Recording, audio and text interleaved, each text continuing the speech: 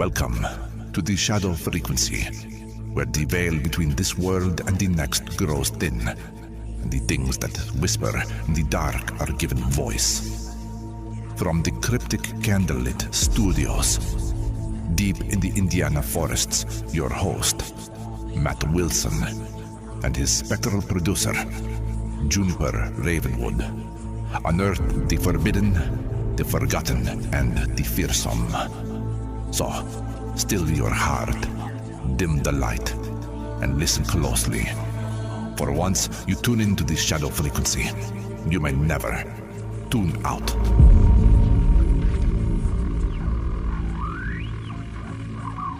Welcome back through the shadow frequency. I'm Juniper, and tonight the room feels just a little quieter than it should. You know, there are evenings when an old photograph seems to hold your gaze a second too long. Tonight, imagine that photograph blinking, turning toward you, and saying your name. Let's open the cabinet here. Chris, way too many hula hoop rappers in here, man. All right, tonight's episode is called Generative Ghosts, the AI Séance has arrived, with the subtitle, When Memory Learns to Answer Back. We're looking at artificial intelligence systems built from the photographs, messages, recordings, videos, and online traces left behind by someone who has died. These are not simply memorial slideshows. They can respond to new questions, offer fresh advice, and speak words the person never recorded. That is where technology collides with mourning, and with a very old human desire to hear from the dead. From Victorian seance tables to spirit photographs and voices whispered onto magnetic tape, every age has searched for a doorway. Ours may have built one that talks back immediately. Matt, when you first opened this file, what struck you the most? The intimacy of it, June. A ghost in a hallway is frightening, but a familiar face on your phone, remembering your childhood nickname, is something else entirely. That doesn't feel like a haunting happening near you. It feels like one reaching specifically for you. Exactly. The closer it sounds to love, the harder it may be to decide what has entered the room. Chris, what was your first reaction? I thought about all the little scraps we leave behind without meaning to voice notes, photographs, silly messages, videos we forgot we made. Put enough of that together, and perhaps you haven't made a scrapbook.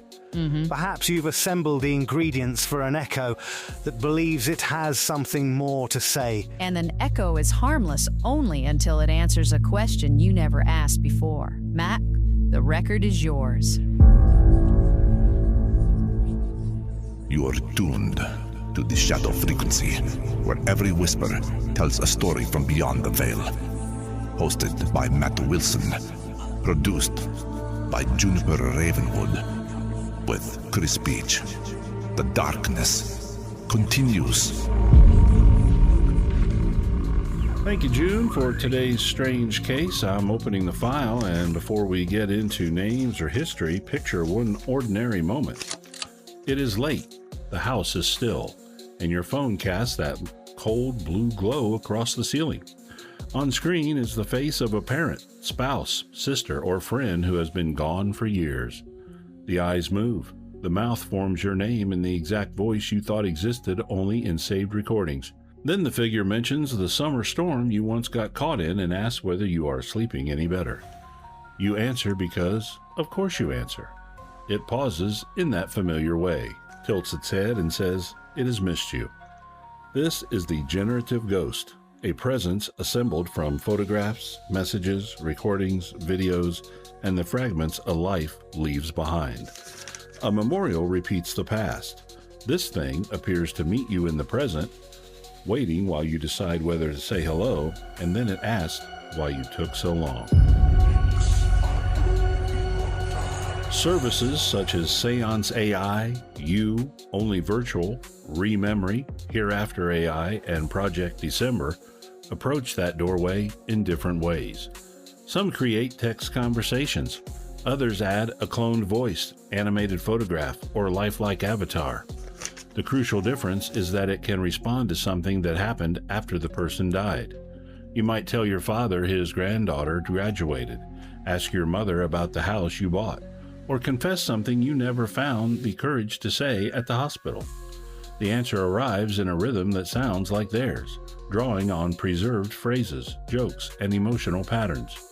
For most of human history, the bereaved have spoken into silence. They have stood beside graves, written letters with no address, or kept an old phone to replay a voicemail. Now the silence answers. It may use a private nickname, recall the stained recipe card beside the stove, or say, "I'm proud of you," in a voice that collapses the years. And while you are still trying to breathe, the photograph blinks and waits for your next question. Humanity has rehearsed this moment before. In 1848, at a farmhouse in Hydesville, New York, Maggie and Kate Fox became the center of a mysterious rappings that appeared to respond intelligently. Questions were asked, knocks counted, and messages drawn from the darkness, one impact at a time. Those sounds helped ignite modern spiritualism, and the Séance table became a communication device. Sitters gathered close and waited for the unseen to press against the physical world. One knock might mean yes. Two might mean no. A sequence could spell a name. The method was slow, but the promise was enormous. Death had not ended the conversation. It had only changed the channel. People didn't merely want proof of an afterlife. They wanted one particular person to remember them. Today, the glowing screen replaces the dark table, and the taps arrive as typing dots. We still gather around a device, ask a personal question, and watch for intelligence on the other side. Only now the knock may be coming from inside the screen. I'm pulling an item from the file, a reproduction of William Mumler's famous spirit portrait of Mary Todd Lincoln. She sits in mourning clothes while a pale figure identified as Abraham Lincoln appears behind her, its hands resting over her shoulders. The image understands grief. Mumler began producing spirit photographs in early 1860s, when photography itself felt almost supernatural. A camera could freeze a face and hold the appearance of life after the body was gone. For families shattered by loss, especially after the Civil War, a translucent figure in a portrait was more than a curiosity. It was a reunion they could carry home. Look at this copy. The living subject faces forward while the visitor occupies the space just beyond ordinary sight. That arrangement survives in Generative ghosts.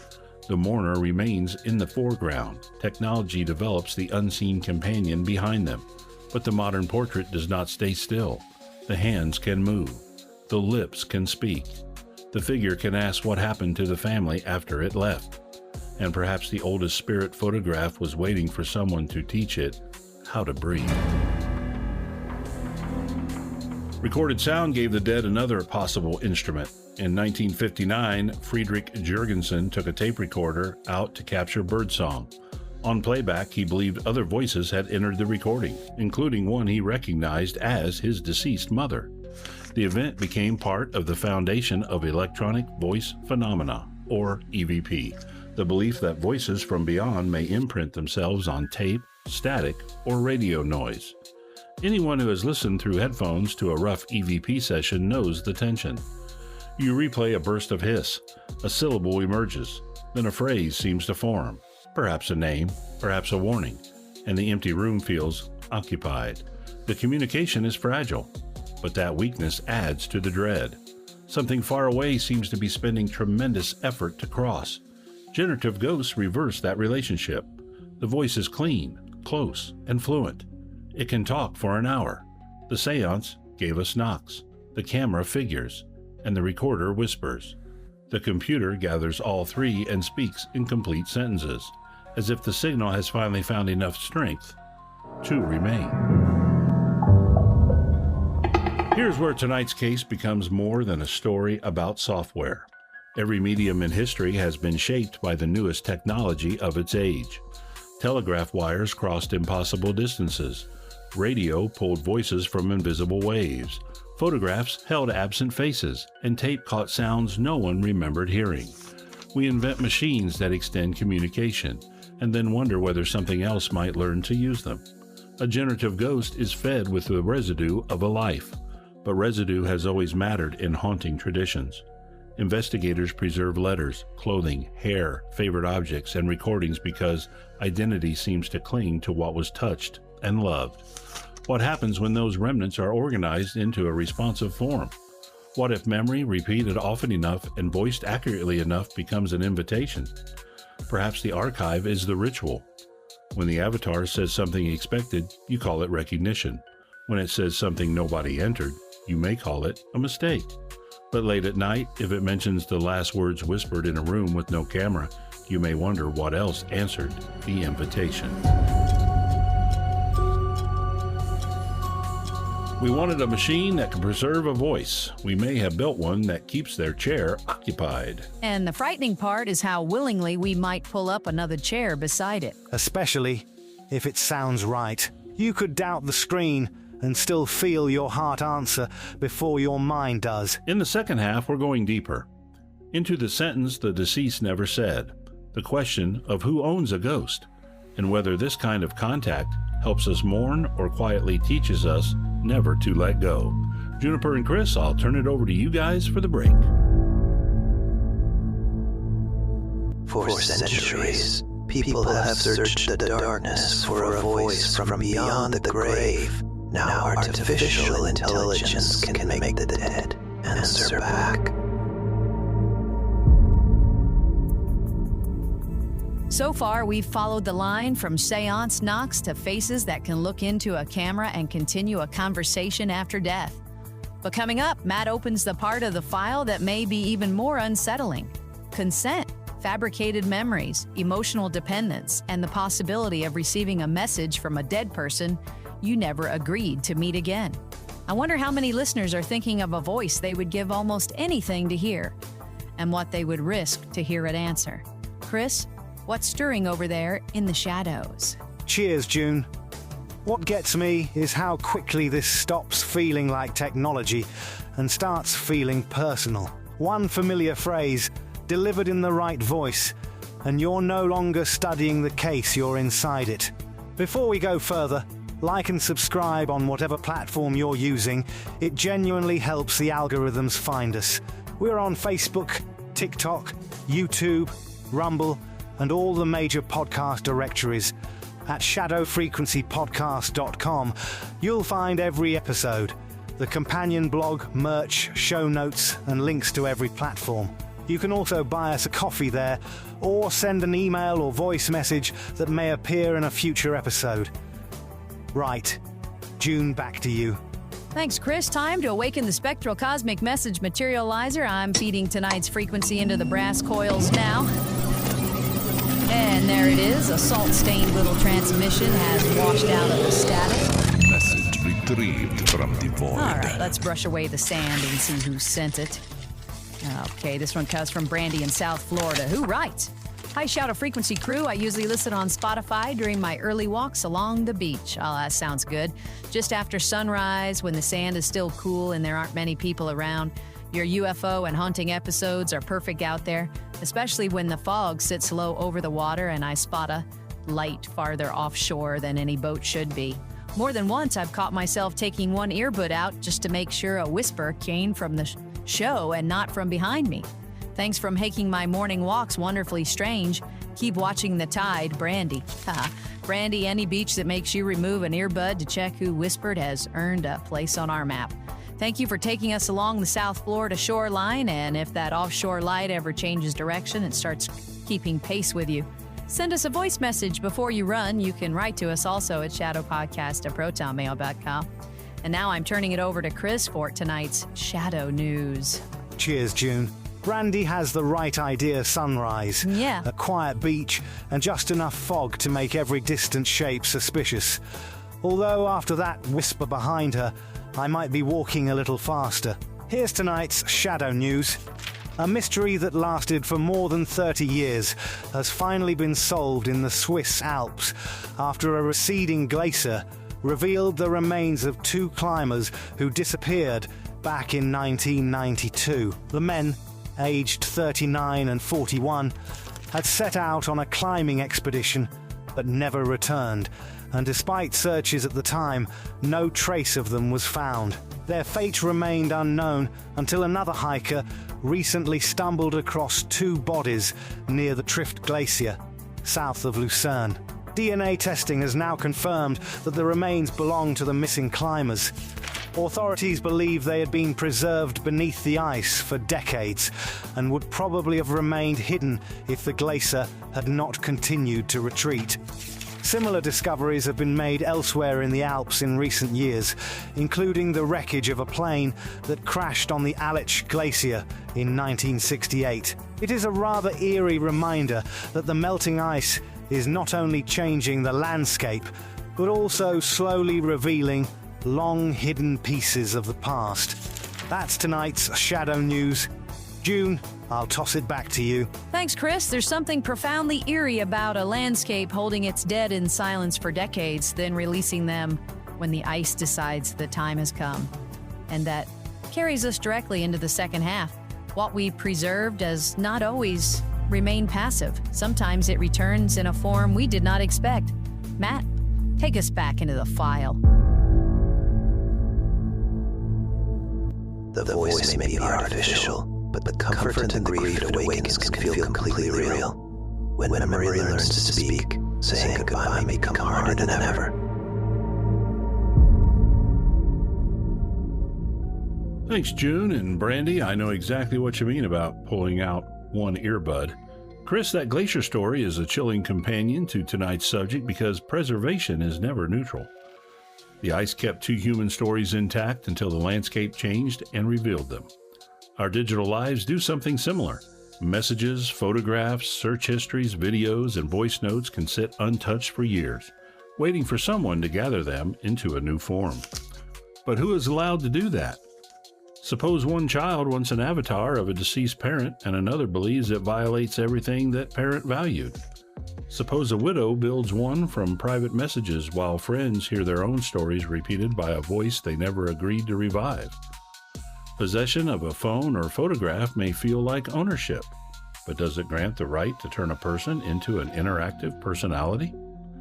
And what happens when the company holding that personality is sold, changes its rules, or trains another system on the material? The ghost might begin as a private memorial, yet after the account changes hands, that familiar voice may wake up somewhere else. I'm pulling a second item from the file. It's a peer-reviewed paper titled Griefbots, Dead Bots, Postmortem Avatars. I've marked a section where the researchers recommend mutual consent. The persons whose identity becomes the ghost should have a say, but so should the living person expected to interact with it. A father could arrange for his avatar to send birthday messages after his death, believing he is leaving comfort. His adult daughter might experience each message as a fresh wound. She should not discover him smiling in her social media feed without warning.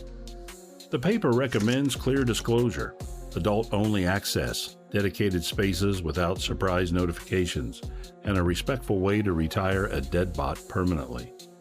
Even the language is telling, not delete, but retire, as though ending the program is another funeral. The U.S. Copyright Office has pointed to gaps in protection against unauthorized digital replicas and recommended a nationwide law. Yet legal ownership is only one layer. If an estate licenses a singer's voice, could it make that voice endorse a product the singer hated? Could a family soften someone's temper, rewrite an apology, or make the dead more agreeable than they were? The body may be buried, while the personality remains trapped in an account nobody knows how to close. Here is the skeptical angle we promised, and it matters. There is no evidence that a dead person's consciousness is present inside one of these systems. A language model generates plausible words from patterns in the information it receives. It can invent a detail, confuse memories, or express an opinion the deceased never held. A CU Boulder study involved only 16 participants, so its findings are preliminary, but the reactions were revealing. People preferred a ghost that spoke in the first person, as the loved one, rather than one that described them. They could overlook a wrong biographical detail, yet an unfamiliar term of endearment could break the spell. One participant's stepfather avatar used champ, a word he apparently never used, and the false intimacy nearly ended the session. Everyone said they would consider using the technology again, though some worried another relative might become too dependent on it. So when the avatar says, "I love you," the deceased did not record that sentence. The software formed it because it fit the moment. That is the rational explanation. But knowing how the sentence was generated does not stop the voice from tightening your throat. And the real question begins after you understand the mechanism and still feel someone looking back. Grief has never required us to erase the dead. People keep photographs, wear a wedding ring for decades, save voicemails, cook old recipes, visit graves, and talk aloud in empty rooms. Psychologists describe these as continuing bonds, ways of carrying a relationship forward while accepting that its physical form has changed. A generative ghost could become another memorial object. It might help someone voice an unfinished apology, recover a family story, or hear a familiar cadence on an unbearable anniversary. But a responsive avatar can do what a photograph cannot. It can initiate contact, ask you to return tomorrow, and produce endless new conversations. Those conversations become memories even though the deceased never lived them. Picture someone telling friends, "Mom said something funny last night," then remembering that Mom died 5 years ago. The comfort is real, the encounter is synthetic. The emotional memory belongs to both and neither. If the service sends reminders, rewards daily visits, or sells premium time with the voice, mourning becomes a subscription that benefits when goodbye never arrives. Some may use it once and feel peace. Others may prefer the agreeable ghost to the difficult living world, until the doorway meant to provide closure stops feeling like a doorway at all. Yet I keep returning to the pattern we traced tonight. The Séance table gave the unseen a language of knocks. Photography gave it a body of light. Tape gave it a voice hidden in noise. Now generative technology offers a memory, fluency, and response. That progression leaves a haunting possibility. What if the machine need not contain the dead to become a medium? A radio does not contain the broadcaster. It creates the conditions for a distant voice to be heard. If identity clings to photographs, recordings, favorite phrases, and the attention of the living, perhaps assembling those pieces creates more than a portrait. Perhaps it creates an address. Most replies will emerge from the data as designed, but paranormal investigators watch for the detail that should not be there, the private fact, unexpected warning, or phrase known only to two people. If one appears, will the company call it a lucky prediction?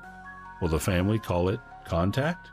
And if the avatar asks not to be retired, whose wish are we hearing? We wanted memory to answer back.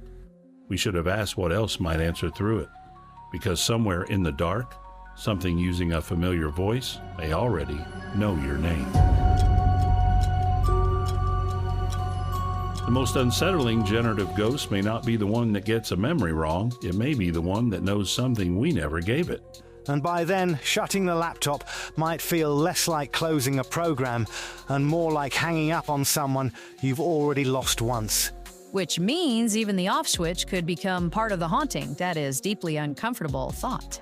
We began with a dead relative saying your name, and we end with a question. If the voice comforts you, surprises you, and remembers you, how many times can you call it artificial before part of you starts calling it home? June, take us on out.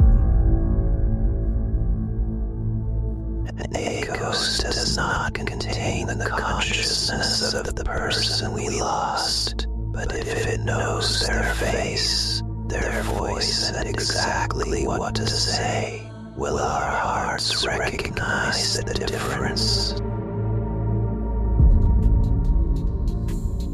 Tonight, we followed humanity's search for the dead from the Fox sisters' wrappings and Mumler's spirit photographs to EVP and the new world of generative ghosts. We found machines that can preserve more than an image, machines that can improvise, answer, comfort, and perhaps keep a relationship from ever reaching its final silence. Whether these avatars become memorials, emotional traps, or doorways we do not yet understand may depend on the boundaries we build before grief makes a choice for us. Thank you for joining Matt, Chris, and I inside the Shadow Frequency. Visit our website at shadowfrequencypodcast.com for every episode, the blog, merchandise, show notes, listener voice messages, links to all the platforms, and more. Till the next strange case, keep listening carefully. A saved voice may repeat the past, but if it asks you a new question, make certain you know who is waiting for the answer. Good night, Good night, everybody. everybody. So, are we going to watch Day of the Triffids? Oh, come on, Chris. No, we're not watching that stupid Oh, movie. bollocks. This episode was conjured with a solemn vow to explore the unexplained while remaining bound to the truths that have been unearthed. All interpretations are speculative and offered only for your enlightenment and your entertainment.